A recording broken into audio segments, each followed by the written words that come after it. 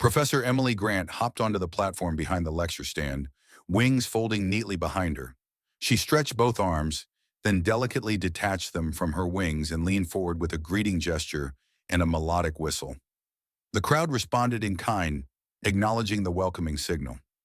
Switching to the formal speech used in academic circles, she began. I was called here today to address the growing misunderstandings about Earth, a world that has only recently been admitted to the Galactic Council, and especially about humans, the dominant species of that planet. I understand how wild some of the stories you've heard must sound. As the leading union biologist on Earth and its inhabitants, it's my responsibility to set the record straight. You've probably heard that humans, though sapient, evolved on what we classify as a Category 12 death world. You might have heard they're physically stronger and tougher than any rational species should be. These are not exaggerations. The crowd shifted uncomfortably, whispering among themselves. Yes, it is absolutely true, Professor Grant confirmed. Earth's gravity is a punishing 9.8 meters per second squared. Human musculature is built for it. Their endoskeleton is dense and flexible enough that they can survive falls that would destroy most species. Even their organs are protected by strong bone structures. Their brains, in particular, are encased in a thick shell of bone. Now, granted, there is a limit. A fall from a certain height can still be fatal. Can anyone guess what that limit might be? Several timid appendages lifted in the crowd. A student near the front ventured a guess. 4 meters. Not a bad guess, Professor Grant said as a large display screen lit up behind her. It showed 4 humans standing on a high cliff above a rough sea. They seemed calm, even cheerful. You'd think so, wouldn't you? The display played. The humans shouted, ran, and leapt off the cliff, head first into the crashing waves below. That, she explained, is water. Its density is roughly equal to the human body. In terms of energy transfer, it's not far off from hitting solid ground. And the part that hit the water first was that bony shell I mentioned earlier, the skull. The student who had guessed squirmed in his seat. What in all the stars was chasing them? We'll get to that, Professor Grant replied. Just know that the predators in the water are even more dangerous than the ones on land. Yes, that fall was dangerous. Yes, they did it on purpose. Yes, they survived. And yes, they can swim. Quite well, actually. Another student from the 5th row waved a trembling limb. But how do they practice something so dangerous? In this case, they likely start small and work up. But in many cases, there's no rational explanation. There are documented cases, rare but verified, of humans falling from 1,000 meters with no means of slowing down except air resistance, and surviving. 1,000? Another student blurted out. They don't even have wings. How would they even get that high? Glad you asked, Professor Grant replied. The screen changed again, showing an old aircraft, roughly equivalent to Tech Level 4. The audience gasped as a hatch opened mid-flight and several humans leapt from the craft. They fell rapidly, then deployed brightly colored fabric that jerked violently against harnesses on their bodies. Most of the audience winced at the sudden deceleration. The parachutes brought them safely to the ground. That's skydiving, not a failure, not an emergency. Recreational. They jumped just for the thrill. The audience was quiet. Someone near the back murmured something about madness. Humans have always used vehicles, the professor continued. Even before they had machines, they used large animals to pull them around. A student in the back raised a hand. Aren't most large animals on Earth dangerous? In many cases, yes. She called up an image of a horse, a large 4-legged herbivore. They're not predators, but still extremely powerful and fast. Next, the display shifted to a pen. A bell rang. A gate opened. A wild horse burst out of the pen with a human clinging to its back. The crowd gasped as the animal bucked and reared, trying to throw the rider. The human held on with one hand, the other waving in the air. That, the professor said, is how they tame wild horses. That human could have been thrown and stomped. But they train these animals for riding. But, another student objected, riding animals is a primitive technology. Tech level 0. Humans are at least Tech 6. This must be from thousands of years ago. Actually, this was recorded 2 years ago, Professor Grant said. This happens regularly. Why? Why would a tech-sick society still do this? We'll get to that. It's part of the surprise. The next video showed an even larger animal, a bull, leaping into the pen. Another human, even more tenacious, clung to its back as it thrashed wildly. The bull tried to impale the rider with its horns. Eventually, the rider was thrown. The bull charged. Another human ran in, waving a noisemaker and shouting, distracting the beast long enough for the first to escape. "What is that?" one of the students gasped. "A bull," Professor Grant explained. "Like the horse, it's a herbivore. But this species has one dominant male for every 30 females and is extremely territorial. They raise them for food." "Food? You mean they eat that?" "Routinely," Professor Grant replied. Another student protested. "Then why? Why provoke such danger?" "It's coming," she said. "But first, I want to show you something else. Something important about human muscle memory." On the screen, a human skated gracefully across a frozen surface. "Ice," she explained. "Water in solid form." The human wore minimal clothing, but moved with unbelievable precision. This is a dancer. That's not their natural method of movement. But with training, humans can perform complex feats of balance and agility that seem impossible. The crowd watched as the skater leapt into the air, spun in a blur, and landed seamlessly. They call that a triple axel. I don't know why, but it's another example of what they can do. The display shifted again. 40 armored humans now skated across another icy surface, carrying curved sticks. This is called hockey. It is a form of ritualized combat. The room fell silent. As you may have heard, a hostile species once attempted an invasion during a hockey match. Their vanguard dropped onto the ice and found themselves among 40 armed and highly mobile humans, already engaged in simulated combat. The invaders didn't stand a chance. Let me show you how the game looks normally, without the invasion. The crowd watched the match in stunned silence. The sticks, originally assumed to be crude weapons, were wielded with deadly grace. The puck, a sliding object, was used to target the opponent's goal, guarded by the most heavily armored players. Professor Grant winced as one collision nearly ended in disaster. "Enough. I think you get the point. Even when the rules are followed, this is brutal. Now imagine if it weren't a game." "But it is a game. They do this for fun." She paused and looked around the room. "And that brings me to the deeper meaning. Ritualized combat is important in human culture, and hockey is just one form. Let me show you another." The screen changed again, showing a new field with different markings and even more heavily armored players. This is also called football, but it's nothing like the other one. The players collided with bone-shattering force. Professor Grant turned off the screen. "That's enough of that." A wise old being on the right side raised his voice. "I understand ritual combat as a last resort when diplomacy fails. Better a duel than a war. But what are they fighting over? What great conflict are they resolving?" Professor Grant paused and smiled sadly. "You'll be amazed. It's the same answer as all the others. But before I explain, there's one more thing to see." The display lit up again, this time showing a small coastal settlement from long ago. Wooden structures, winding roads, and humans in ancient attire filled the screen. "This," Professor Grant explained, "is what we believe an old human town looked like roughly 3,000 years ago. There's a tale of a battle that took place here. Before the fight, one of the warriors ran 42 kilometers to call for help, then turned around and ran back in time to join the battle. The image pulled back to an orbital view. A red path traced the runner's journey across rugged terrain." "Wait," said the elder observer from earlier. "Ran? That far?" "Yes," the professor confirmed. "Humans are descended from pursuit predators, beings that chase prey until the prey collapse from exhaustion.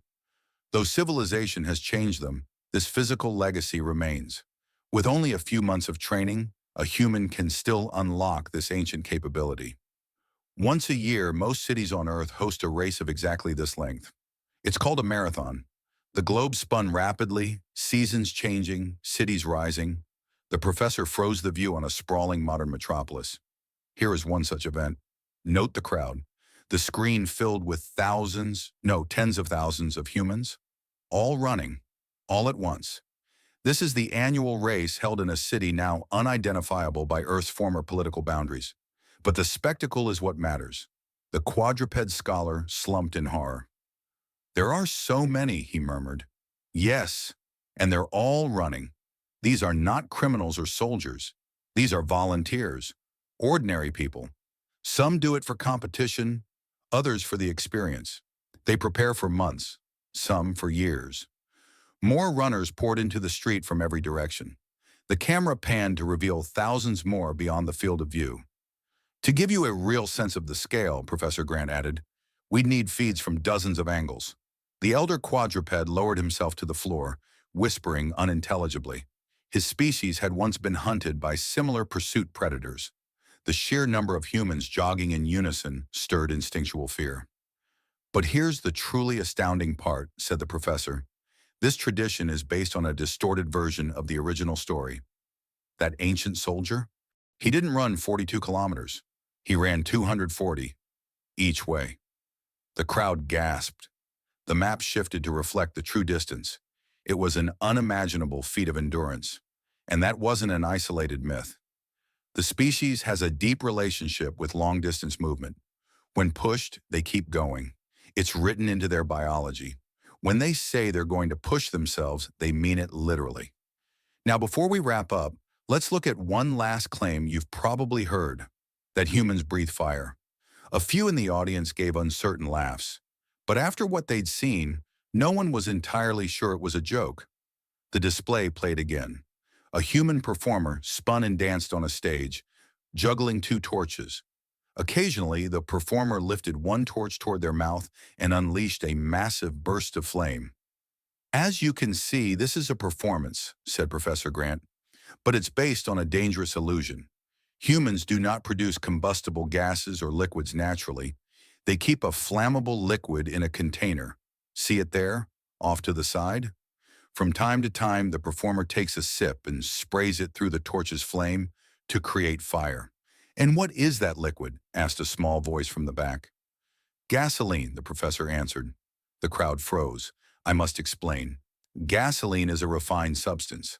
Long ago on Earth, certain plant matter was buried instead of decomposing. Pressure and time turned it into a dense, toxic sludge. Humans found it, extracted it, and refined it into fuel. That seems reckless, someone muttered. It was, the professor agreed. But it powered their vehicles, heated their homes, and lit their cities through much of their development. Most of their water, air, and land transportation at Tech Level 3 ran on gasoline. This performer is not just using it as a fuel, she added. They are placing it in their mouth, a closed space where it could ignite if something goes wrong. It is poisonous if swallowed, explosive if contained, and flammable in open air. Each year, several of these performers die. The risk is not theoretical. Then why do it? Asked the hexapodal scholar, who had remained silent for much of the session. Who forces them? Professor Grant stepped from her perch onto the top of the lectern, standing high above the crowd. That's the key, she said. No one forces them. She let the silence sit heavy for a moment.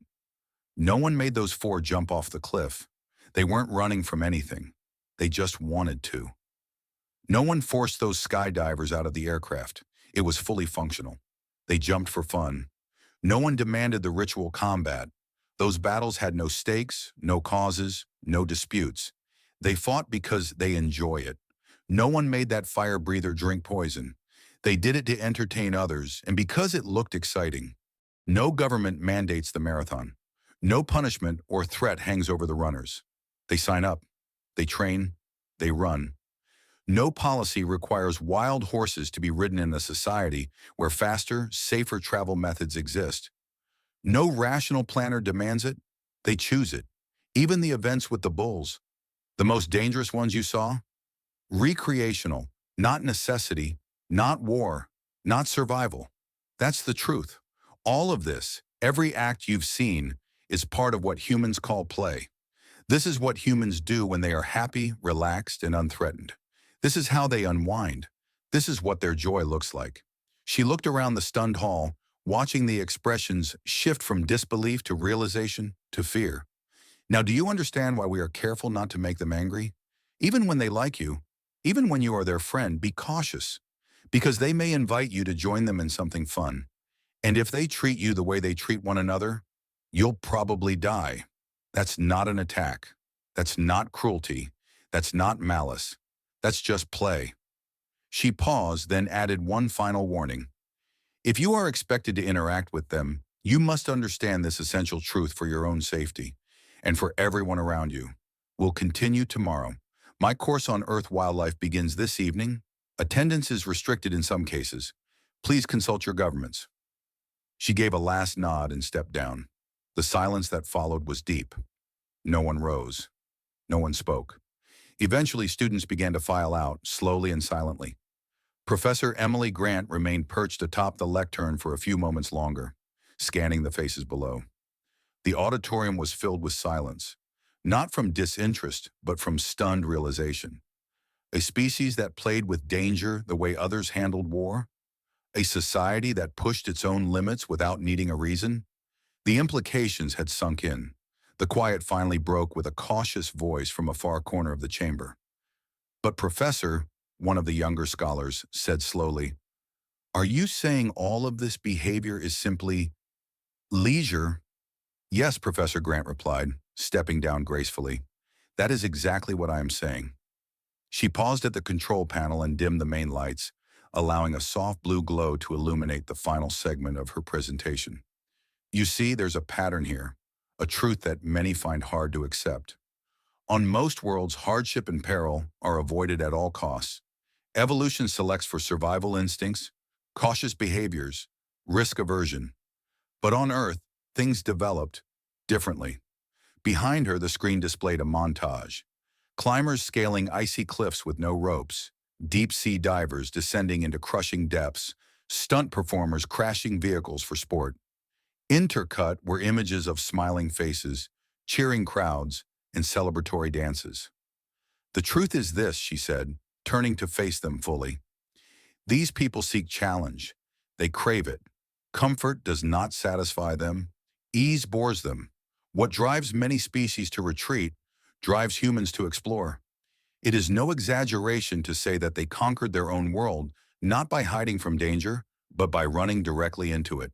The lights shifted again, highlighting a new series of images: firework displays, musical concerts, acrobats leaping between buildings, and massive machines racing at speeds unfit for safety. One scene showed a group of humans voluntarily entering a chamber that simulated zero gravity, an environment so disorienting it left others incapacitated. "Why?" asked another voice. This one older. "Why build all this? Why risk so much, so often?" "Because," Professor Grant said softly, "for humans, survival was never enough. They needed meaning. They needed emotion. And more than that, they needed to prove, to themselves and to each other, that they could overcome. From a species-level perspective, they are built to struggle, built to endure, built to rise after falling. And so, when survival became easier, they found new ways to struggle." She tapped the panel again. A final image filled the screen, a human in flight gear walking away from a small spacecraft. Dirt and dust still clung to the suit. Behind them, the capsule bore a scorch mark where it had re-entered atmosphere. This person, Professor Grant said, was not escaping war, not fleeing collapse. This human left their planet, hurtled into space, and then returned in a fireball, on purpose. The auditorium remained hushed, save for the occasional rustle of feathers or twitch of a sensory antenna. The humans call this exploration, but at its core, it is simply one more expression of their drive to seek what lies beyond safety. Her voice quieted further, becoming intimate. "And that, my colleagues, is what makes humans so singularly dangerous. Not their strength, though they have it. Not their intelligence, though it serves them well. Not even their adaptability, which is impressive. It is this: they do not need desperation to do desperate things. They do them for joy." She stepped back from the panel, letting the last image linger. "Which is why, when we welcomed them into the Galactic Union, we did so with hesitation. Not because they are hostile, not because they are conquerors, but because they might be enthusiastic. A low ripple of unease moved through the audience. Remember, Professor Grant said, they may ask you to join them in celebration, in play, in adventure. They will not mean you harm, but if you join them unprepared, you might be harmed all the same. Her voice grew firmer. And yet, despite all this, I must stress, humans are not evil. They are not monsters. In fact, they are among the most cooperative species ever encountered. They form bonds quickly. They share knowledge freely. They defend those they call friend with terrifying resolve. The difference, the true danger, is that their friendship does not come with safety. It comes with risk, with challenge, with invitations to climb higher, run farther, fall harder. That is the nature of their affection. She gave the crowd a final nod. If you take nothing else from this session, take this. To them, joy and danger are siblings. To play is to test limits. To bond is to push boundaries. If you wish to know humans, if you choose to walk beside them, do so with open eyes. The screen behind her faded to black. The only light now came from the glowstones embedded in the walls. She stepped back up onto her perch, wings folding once more behind her back. That concludes the lecture. For those authorized, my class on terrestrial fauna begins at dusk cycle. Several governments have advised clearance protocols before attendance. Please check with your delegations before participating. She paused, scanning the chamber once more. Thank you for your attention. And remember, if a human invites you to have fun, ask for details. The room was still. Then slowly, figures began to stand and exit, deep in thought. Some trembled slightly. Others whispered to one another, their voices heavy with newfound caution. The final note of the lecture echoed in their minds like a warning carved in stone. This is how they play. And if this is play, you do not want to see what happens when they are truly angry.